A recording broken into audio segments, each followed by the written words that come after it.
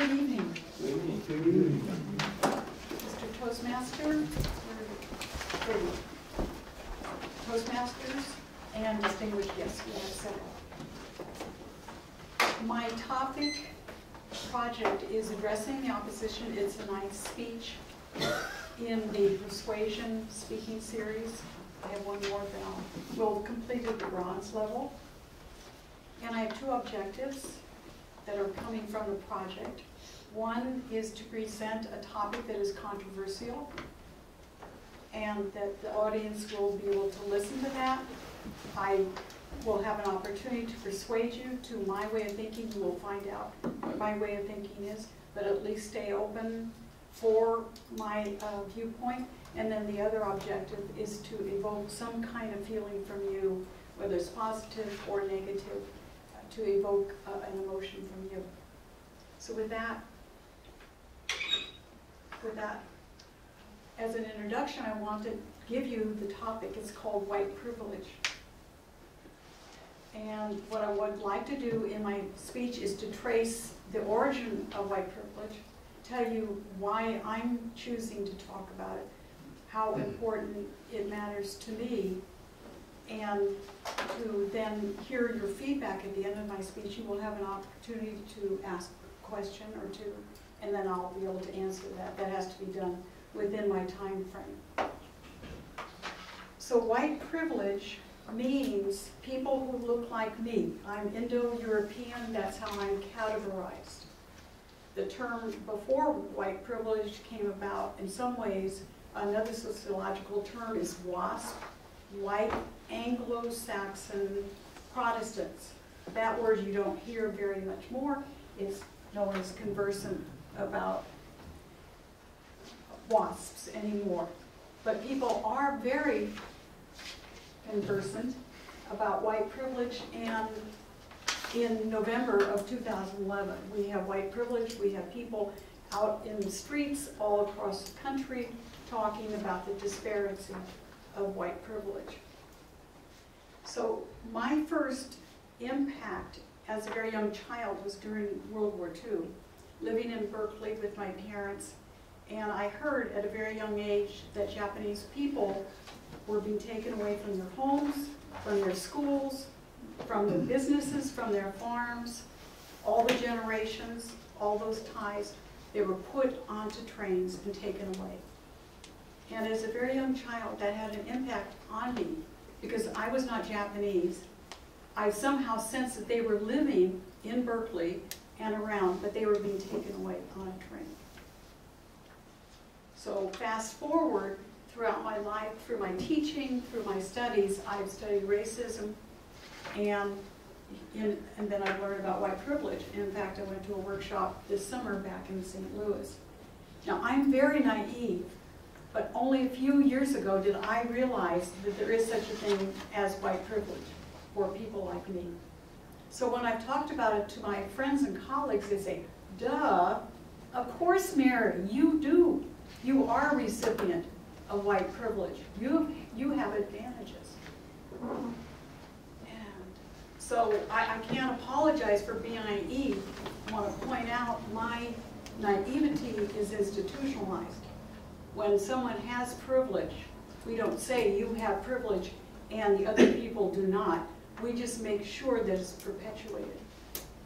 So I want to explain to you a little bit about history, how it started. So if you figure way back in the 1600s, who came over here? There were landowners that came over. There were indentured servants that came over. There were slaves that came over. And there were people that were very prosperous. So the prosperous people knew how to seek out the land and get the land and hold title right away. They come in and they get the land, and then they make sure no one else gets the land. So right away there's a dichotomy. I'm not talking about Indians, I'm talking about white people, the Indo-Europeans, how we reacted to each other to this beautiful country. So right away it was about property. So the laws were made to make sure that people keep property and other people do not get property. So there's been all kinds of laws.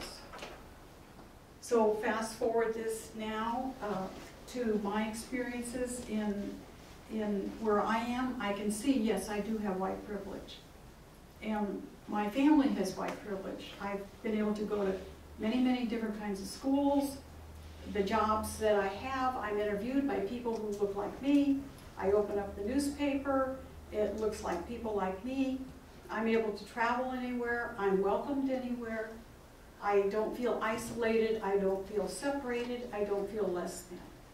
But in knowing that, that means if I feel all these things, somebody else is not. There's two people that are researchers in the field.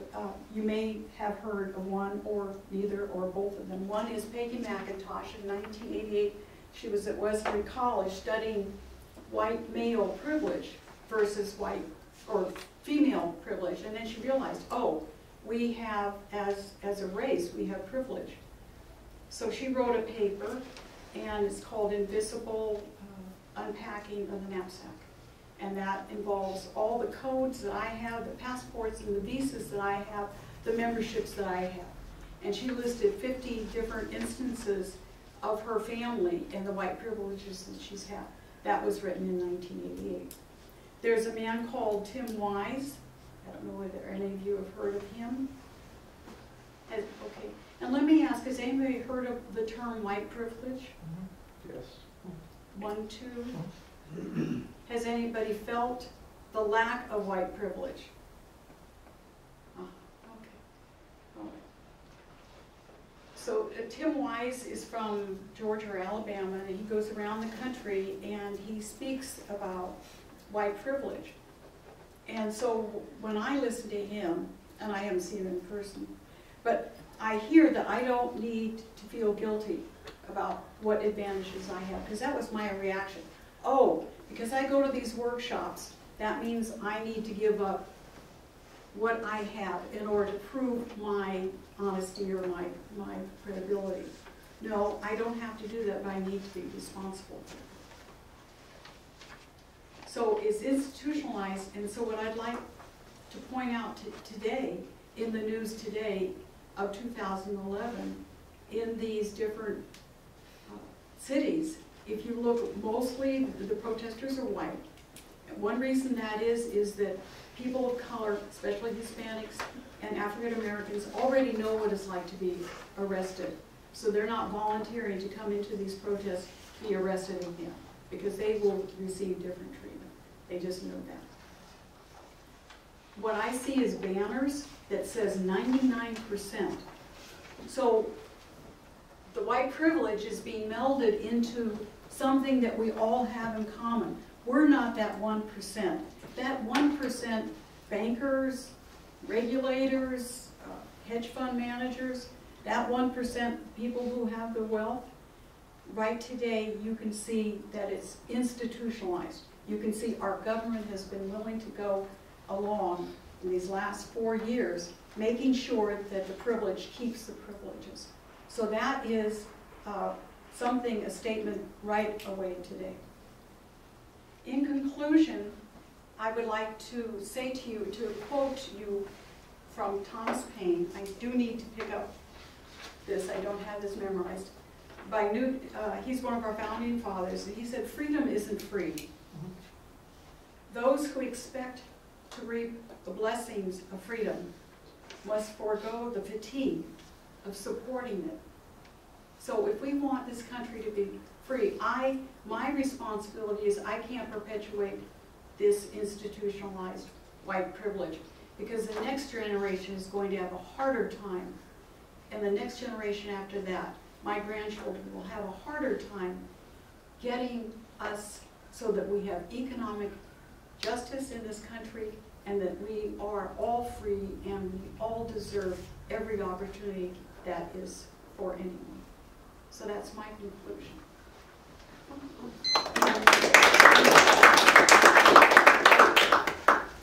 That's my conclusion of this portion. I still have time, right? Oh, yeah. Yes. Okay. So now, the part of my speech is to now give you a chance to reflect or to ask questions to me. and I'll be timed, and then we'll stop. Yeah, this 3 one. minutes, 3.5 minutes from now. Oh, great, okay. So I'm hoping that there are some questions on what I've said. Yes. There's 1, 2, any other questions? So I can make sure you have 1, 2, Phyllis? Okay. All right, Matt? So I'm not seeing that because I hadn't heard of white privilege, but I get what that is. Do you think that this white privilege has gotten worse over the decades, or better, or the same?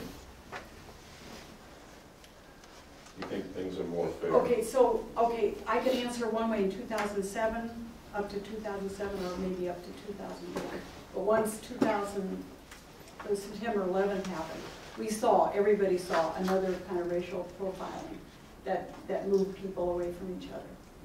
So I don't really have an answer, a direct answer, whether it's good or, you know. Yes. Yes. Regarding white privilege. Yes. I found that I've even experienced white privilege amongst whites themselves. So, for example, somebody who is white but of different origin, for example, Middle East, Yes. has not the same opportunities as somebody who's a WASP, for example. Right, right. Have you found that in your experience too? Yes, that's really, really true. That there is a way to differentiate people. Yeah. Yes, Phyllis? Well, I'm not sure I really agree with you. My first husband was Japanese from Hawaii. My second husband was Mexican. And I've always been kind of on the other side of the fence. And yes, there has been times when we were looked at funny, but we were never denied anything, and I don't think we were ever put in a bad position. And I think that times have gotten tremendously better. My first husband, my late husband was a Mexican from Texas, and when he was growing up, it was horrible. But things have changed tremendously now, and I think that we're going in the right direction. Great, thank you. Yes, Solomon? Just to touch on the institutionalized part, and it's one thing I noticed, like coming from Afghanistan, we don't have a lot of laws that the U.S. has. The U.S. seems to have 10 laws for everything. Yeah. So you're really taught to follow the path, right or wrong, just follow the path. Well, in our country, we had 1/1,000,000th of whatever the laws are here.